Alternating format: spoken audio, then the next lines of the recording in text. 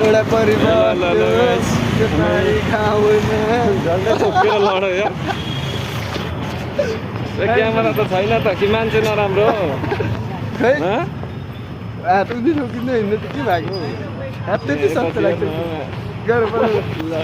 पदमालाई ल्याइ हान्दै भिडियो बनाउँ क्या यस्तै छ है यस्तै छ हालत घर चल्दैन मान्छेहरू ठोकेर बिजोस हुन्छन् भन्ने टेन्सन के गर्ने ब्लग बनायो त्यही त भिडियो बनाउनुको अल्छीले युट्युबमै हालिँदैन एकछिनको लागि क्यामेरा मात्रै फोन मात्रै देखाएको क्यामेरा राम्रो छ भनेर होइन बाँकी केही छैन ममाथि कति राम्रो हुनुहुँदो रहेछ हौ दिदी फेरि कस्तो क्यामेराले देख्दै देखेन त्यति राम्रो भएर यार कि मेरोमा ब्युटी प्लस छ हो भने होइन ह्यान्डसम प्लस छ हाम्रोमा जलपरी भन्दा कम छैन नि कहाँको मेलामा जलपरी आएको थियो अरे हाम्रो जहिले जलपरी आउँछ अब हाम्रो बाटोमा के कुरो गर्नु के गर्नु होइन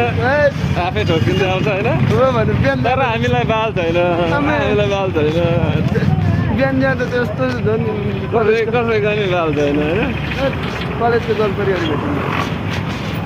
बिहान जाँदा त झन् यस्तै छ बाँकी पदमगाडीलाई डिस्काउन्ट